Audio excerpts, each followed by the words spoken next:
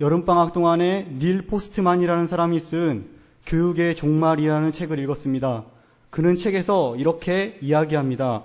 오늘날 교육의 가장 핵심적인, 가장 심각한 문제는 그 목적과 방향성을 상실했다는 데 있다. 학교에서는 학습 기술을 더 증진시키려 할 뿐 철학을 통해 그들의 인생에 의미를 부과하려는 작업은 포기한 것 같다. 20세기 초까지만 해도 인생의 목적에 대한 분명한 이해와 하나의 공통된 상식이 있었는데 더 이상 아무도 이것을 중요하게 여기지 않고 있다는 것이 그의 주장입니다. 오히려 오늘날 교육의 목적은 더 좋은 직장에 취직하는 것, 다른 사람을 밟고 다른 사람보다 더 높은 자리로 성공하는 것 정도로 전락해버렸다는 것이 그의 지적입니다. 인생에 있어서 가장 중요한 청소년, 아동기에 잘못된 교육을 받은 결과 사람들의 인간성과 가치관이 왜곡되는 결과를 낳았다는 것입니다. 이 책을 쓴 닐 포스트만이라는 사람이 기독교인도 아니고 저는 그의 모든 생각에 동의하지 않습니다. 그러나 그의 주장대로 교육의 종말은 교육의 목적이 사라졌을 때에 온다는 것에는 전적으로 동의합니다. 그러나 그런 교육의 실패, 교육의 목적이 사라졌다는 것은 비단 우리 시대의 문제만은 아닙니다. 사사시대에도 이 같은 일이 일어났습니다. 오늘 본문 6절과 7절 다 함께 읽겠습니다. 읽겠습니다. 시작. 전에 여호수아가 백성을 보내매 이스라엘 자손이 각기 그들의 기업으로 가서 땅을 차지하였고 백성이 여호수아가 사는 날 동안에 여호수아 뒤에 생존한 장로들 곧 여호와께서 이스라엘을 위하여 행하신 모든 큰 일을 본 자들이 사는 날 동안에 여호와를 섬겼더라. 아멘. 이스라엘은 여호수아의 지휘에 따라 가나안 땅에 입성했습니다. 땅을 차지하고 땅을 정복한 후에 그들은 각 지파별로 그 땅을 분배하였습니다. 그 땅을 하나님이 선물로 주신 땅으로 기억하고 그 땅에서 기쁘게 하나님을 섬겼습니다. 7절을 좀 더 정확하게 번역하면 이렇습니다. 백성들은 여호수아가 사는 모든 날 동안에 그리고 그 시대의 장로들이 살았던 그 모든 날 동안에 하나님이 행하신 모든 일을 기억하였다. 번역 과정에서 한국어 성경에는 모든이라는 단어가 생략되어 있습니다. 즉 그들은 하나님이 가나안 땅에 들어오기까지 행하셨던 일, 요단강을 가르고 여리고성을 무너뜨리고 이방 민족과의 전쟁에서 승리하게 하신 일을 언제나 기억하고 있었다는 것입니다. 그들은 모든 날, 즉 매일마다 하나님이 행하신 일을 기억했을 뿐만 아니라 그 땅을 하나님이 주셨음을 믿었습니다. 그곳에서 그들은 기쁘게 하나님을 섬겼습니다. 다 같이 8절과 9절 말씀 읽어보겠습니다. 시작. 여호와의 종 눈의 아들 여호수아가 110세의 죽음에 무리가 그의 기업의 경내 에브라임 산지 가스산 북쪽 딥낫 헤레스에 장사하였고. 아멘. 여호수아가 110세의 나이로 이 세상을 떴고 그가 받은 땅 안에서 그의 무덤이 만들어졌습니다. 그리고 그는 그 땅 안에 묻혔습니다. 여기에서부터 이스라엘의 새로운 역사가 기록되게 됩니다. 우리 다 같이 10절을 읽어보겠습니다. 시작. 그 세대의 사람도 다 그 조상에게로 돌아갔고 그 후에 일어난 다른 세대는 여호와를 알지 못하며 여호와께서 이스라엘을 위하여 행하신 일도 알지 못하였더라. 아멘. 여호수아가 땅에 묻히고 그 시대의 사람들의 중요한 변화가 일어납니다. 모든 날 동안에 여호와께서 행하신 큰 일을 경험하고 하나님을 섬겼던 사람들이 모두 죽자 이후에 완전히 다른 세대가 등장한 것입니다. 사사기를 기록한 기자는 이 두 세대가 질적으로 완전히 다름을 강조하고 싶어 합니다. 여호수아와 그 세대의 죽음을 기점으로 하나님이 행하신 모든 일을 기억한 사람들이 이제는 하나님과 하나님이 하신 어떤 일도 기억하지 못하는 그런 사람들로 전락해버렸다고 그는 묘사하고 있습니다. 하나님에 대한 지식과 하나님을 만난 경험이 사라진 그 이스라엘 민족에게 그 이스라엘 민족이 범한 죄가 11절부터 쭉 기록되어 있습니다. 하나님을 버리고 바알과 아스다롯을 섬기며 그들은 하나님의 진노를 온몸으로 받게 되었습니다. 그들은 이제 더 이상 축복받은 존재가 아니라 저주를 받은 존재로 전락하고 말았습니다. 하나님은 그 다음 세대를 완전히 저주하셨고 그들은 하나님이 주신 선물과 같은 그 땅에서 살았지만 그 땅은 더 이상 선물이 아니라 그들에게 고문거리가 되어버렸습니다. 사사기 전 성경은 여호수아입니다. 여호수아서는 너무나 아름답게 끝을 맺습니다. 여호수아와 모든 이스라엘 사람들이 여호와를 섬기기로 맹세하고 요셉의 뼈가 하나님이 약속하신 그 땅에 묻혔습니다. 하나님이 약속을 지키신 선하신 분이란 것을 그들은 너무나 기뻐합니다. 그러나 불과 한 세대가 지나자마자 상황은 정반대가 되어버리고 맙니다. 사사기가 시작하자마자 이스라엘 전체는 처참한 패배로부터 그 시대를 시작합니다. 그들이 더 이상 하나님을 기억하지 못했기 때문입니다. 그렇다면 어떻게 그렇게 비극적인 일이 순식간에 일어날 수 있었던 것일까요? 어떤 이들은 여호수아 이후에 여호수아만큼 새로운 리더십을 가진 사람이 나타나지 않았기 때문이라고 이야기합니다. 물론 그럴 가능성이 있습니다.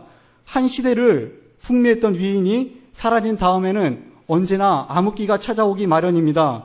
그러나 10절을 자세히 보면은 우리는 이것이 사실이 아님을 알 수 있습니다. 여호수아 다음 세대가 하나님과 하나님이 행하신 일을 알지 못했다고 기록하고 있습니다.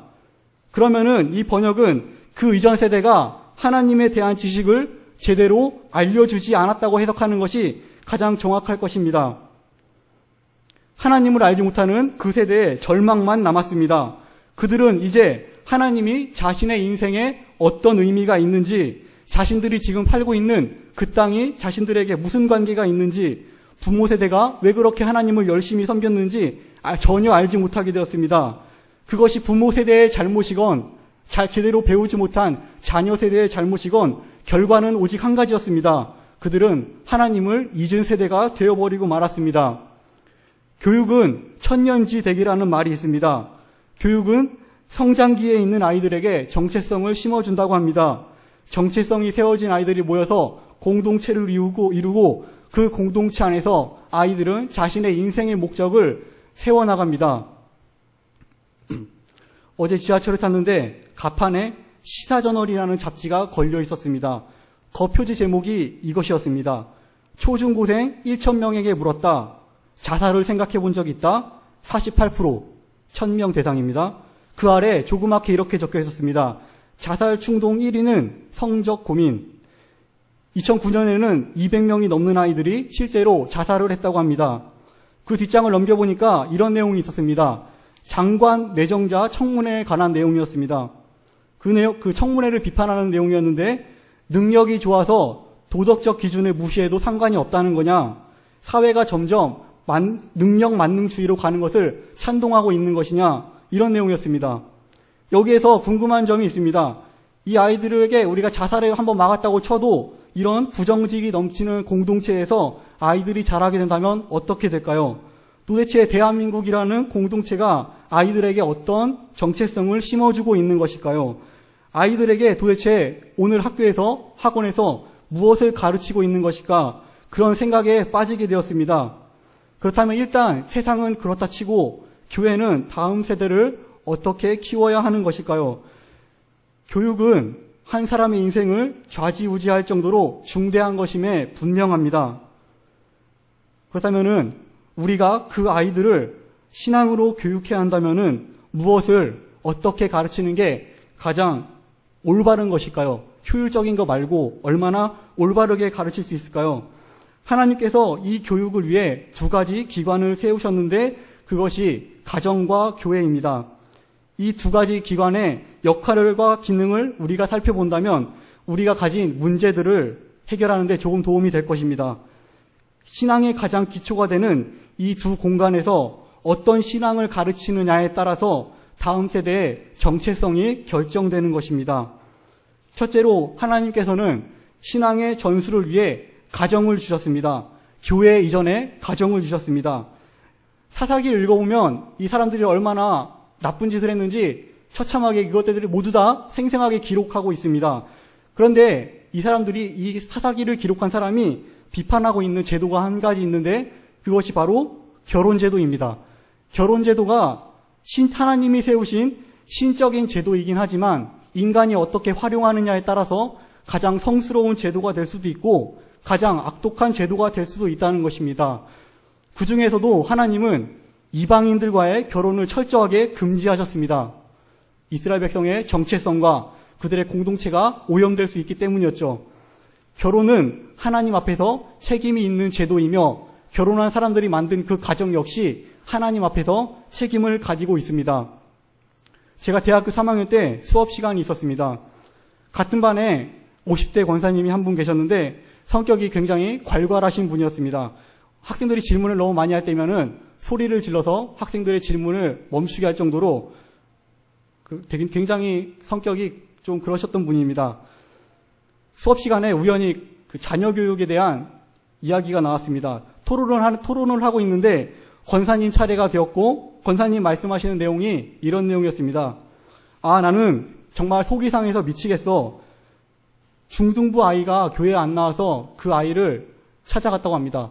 그 교회 내에서 부모님이 그 교회에 다니고 있어서 그 중등부 학생 어머니에게 찾아가서 이렇게 이야기했다고 합니다. 따님이 중등부 학생인 거 다 압니다. 어서 빨리 교회에 보내주시죠. 이렇게 이야기했더니 그 집사님이 이렇게 이야기했다고 합니다. 우리 딸에게는 종교의 자유가 있기 때문에 교회에는 보낼 수가 없습니다. 정말로 이야기를 듣고 너무나 어처구니가 없었습니다. 기독교를 종교 중에 하나로 착각하거나 고상한 교양을 위해 다니는 것 자체가 너무나 큰 잘못입니다. 종교 개혁자였던 마틴 루터는 가정을 가리켜 이렇게 말했습니다. 가정은 작은 신학교이자 교회입니다. 교육에 있어서 중요한 것은 교회가 아니라 가정입니다. 교회에서는 2시간 남짓 교육을 받지만 나머지는 학교나 집에서 교육을 받아야 합니다. 절대적으로 많은 시간이 가정에서 소요되고 있는 셈입니다. 이런 이야기가 있습니다. 하나님께는 자녀만이지 손자는 없다. 부모가 잘 믿는다고 자녀가 구원 얻을 수 있다고 성경이 말한 적이 있지 않습니다. 그래서 가정 내 교육이 너무나 중요한 것입니다. 이렇게 생각합니다. 예수를 믿는 부모가 만일 올바로 아이를 양육하지 못했다면은 하나님께서는 그 부모를 잘못한 목회자만큼 책임을 물으실 것입니다. 그래서 우리 모두가 이 사실에 대해 긴장해야만 하는 것입니다. 우리 아이가 달라졌어요라는 TV 프로그램이 있습니다. 예전에 이 프로그램을 가끔씩 봤었는데 별의별 아이들이 다 나오죠. 유치원생들이 그렇게 5살, 4살 난 아이들이 망나니이기는 힘든데 그렇게 망나니같이 구는 아이들을 많이 본 적이 있습니다. 어떨 때는 TV 속으로 들어가서 한 대 때려박고 나오고 싶을 정도로 얄미운 아이들도 많이 있었습니다. 그 프로그램을 자세히 보면은 아이들이 무슨 얄미운 짓을 하는지 먼저 한 장면에 다 찍습니다. 찍고 전문가 선생님이 나와서 그 장면을 하나하나 분석합니다. 그리고는 아이들에게 가서 그 아이를 꾸짖는 것이 아니라 그 아이의 유치원 교사를 꾸짖는 것이 아니라 그 부모를 꾸짖습니다. 거의 대부분 보면 그 아이를 키운 그 대상을 꾸짖는 것을 볼 수 있습니다. 그리고 나중에 부모를 변화시키면은 신기하게 그 조그만 아이들이 변화되는 것을 볼 수 있습니다. 그걸 보면서 느끼는 것이지만 그 어떤 결합보다 가족 내의 결합이 얼마나 끈끈하고 무서운 것처럼 보일 때가 있습니다. 부모와 자녀가 영적으로 분리되기가 어려운 결합 같은 것들이 정말로 있는가 싶을 정도로 그 아이들이 변하는 모습을 보여줍니다. 이런 가정에 너무 중요한 책임 때문에 아이를 교회에 맡겨놓고 교육을 시킨다고 생각해서는 너무나 곤란합니다. 우리 아이가 조금 더 착해졌으면 좋겠다. 우리 아이가 조금 더 사회성이 좋아졌으면 좋겠다. 우리 아이가 예수 믿으면 좋지. 변화받으면 좋은 거 아니야? 이런 식 정도로 생각해서는 굉장히 곤란해집니다. 어떻게든 예수님을 믿고 변화되어야만 한다는 강한 집념 같은 것이 필요합니다. 하나님의 바지 끄덩이를 붙잡고서라도 우리 아이를 구원해 주십시오. 나의 손자를 구원해 주십시오. 이런 강한 열망이 필요합니다. 그 전에 자기 본인에게 물어봐야 합니다. 그리스도의 은혜에 대한 사모가 있습니까? 나의 정체성이 그리스도 안에서 확실하게 발견되고 있습니까? 하나님의 은혜로 구원받은 사람들은 언제나 그렇지 못한 사람들에게 애통한 마음을 가집니다. 같은 식구끼리는 얼마나 애통한 마음이 크겠습니까? 날마다 자녀가 하나님께로 돌아오는 날을 기대하며 가정에서는 기도를 쉬지 말아야 합니다. 아이에게 성경을 가르치고 하나님의 말씀에 따라 살도록 올바르게 지도해야 합니다. 교육의 가장 중요한 역할이 가정에 있다고 생각하십시오. 그걸 무시하고 교회에 아이를 맡기는 것은 화분에 싹이 났는데 일주일에 한 번씩 물을 주고 말겠다는 것입니다. 잘 자라는 게 기적입니다. 날마다 가정의 중요성을 마음에 새기고 그 가정을 항상 올바로 섬기는 저와 여러분들이 되기를 간절히 소망합니다. 둘째로 하나님이 세우신 기관은 교회입니다. 이렇게 우리가 한자리에 모여서 예배드릴 수 있는 이유는 한 가지 이유입니다. 그리스도께서 행하신 십자가의 사건 때문입니다. 교회가 교회일 수 있는 것은 예배당에 모인 우리 한 사람 한 사람이 십자가에 매달리신 그리스도를 만난 경험이 있기 때문입니다. 그 과거의 경험과 성령의 교통하심이 우리를 그리스도인 되게 하는 것입니다. 이 사람들이 한 자리에 모여서 부활의 기쁨을 공유하고 하나님이 우리에게 주신 그 은혜를 체험하며 누리는 것, 그것이 우리가 해야 할 교회 공동체 생활입니다. 여러분들은 자녀들과 우리 주일학교 아이들도 그런 하나님을 만나는 기쁨에 동참할 수 있다고 생각하십니까? 진심으로 그 사실을 믿고 계십니까? 올해 여름 성경학교를 준비하던 기간 중에 있었던 일이었습니다. 자취하면서 밥 먹기가 힘들고 설거지하는 것도 좀 귀찮아서 학교 와서 밥을 자주 사 먹었습니다. 어김없이 점심을 사 먹으려고 하는데 이제 원래 아는 사람 한 명과 밥을 먹기로 했습니다. 밥을 먹기로 했는데 같이 두 사람 앉고 모르는 사람이랑 또 두 사람 합석을 하게 되었습니다. 알고 보니까 제가 아는 사람과 아는 사이라고 하더라고요. 이렇게 밥 먹으면서 이런저런 얘기를 하는데 수련회 성경학교 기간이니까 그 이야기를 나누고 있었습니다. 그 밥을 먹다가 제가 모르는 한 전도사가 이런 이야기를 했습니다. 학생들이 더 이상 말씀에 대한 기대도 하지 않고 내가 학생이 말씀에 대한 기대도 없고 잘 들으려고 하는 것 같지도 않다. 그래서 나는 공과 공부는 이번에 빼려고 한다. 대신에 이번 수련회는 잘 먹고 잘 놀게 해주려고 한다. 말씀은 집회 하루에만 집중하고 나머지는 무언가를 하는 프로그램들을 많이 배치할 생각이다. 그러면서 하는 얘기가 자신의 어디서 주워 들은 이야기들을 동원해서 그런 지식들을 막 합리화하기 시작했습니다. 저는 다른 사람들이 그런 소리를 하는 게 아니라 전도사가 그런 말을 했다는 사실에 굉장히 놀랐습니다. 그걸 그렇게 쉽게 말할 수 있는 문제도 아니고 쉽게 프로그램 중심으로 수련회를 돌릴 수 있다는 게 과연 가능한 일이냐. 교회 돈이 땅에서 솟아나는 것도 아닌데 물론 전도사가 설교를 잘하기가 무척이나 어렵고 현실적인 문제가 고등바이들 말 안 듣는 거 그거 모르는 것이 아닙니다. 그러나 그런 말을 너무나 쉽게 자랑스럽게 할 수 있는지에 대해서는 굉장한 의문을 표하고 싶습니다. 그러나 오늘날 이런 말을 하는 것이 놀라운 설득력을 갖는 이유가 있습니다. 오늘날 놀라운 회개의 역사가 잘 일어나지 않기 때문입니다. 그러나 언제나 교회는 이 일을 위해서 기도해야만 합니다. 이런 얘기를 하는 얘기를 들은 적이 있습니다. 기도를 열심히 한다고 해서 모든 사람들이 회개하는 것도 아니고 변화되는 것도 아닌데 그러나 기도하지 않는다면 우리는 교회에서 두 번 다시 구원받은 사람을 만날 수 없을 것입니다. 자주 들리는 말 중에 오늘날 말씀으로 변화되는 사람이 어디 있냐?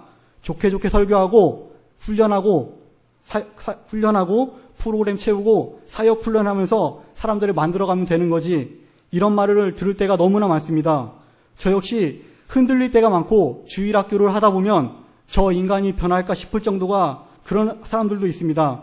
그러나 하나님은 저 같은 사람들도 구원하셔서 이 자리에 세워주셨습니다. 하나님이 저는 원래 굉장한 무신론자였습니다. 저같이 무신론자를 변화시킨 하나님이라면은 오늘도 이 세상 그 누구라도 변화시킬 수 있으리라는 그 사실을 저는 믿습니다. 하나님을 믿는다는 것은 하나님의 능력을 믿는다는 것과 동일합니다. 우리가 믿는 그 하나님을 능치 못하실 일이 없으신 분입니다. 우리 모두를 구원하신 분이고 다른 사람들도, 우리 주일학교 아이들도 구원할 수 있다는 사실을 우리는 믿어야만 합니다. 교회의 사명은 죽은 영혼을 구원하는 데 있습니다. 교회의 어린아이들도, 심지어 유치부 아이들도 그리스도인이 될 수 있다는 사실을 믿으시기 바랍니다. 성령님께서 능치 못하실 일이 없습니다. 이건 우리 입술에서 나가는 신앙 고백에서만 그칠 것이 아닙니다.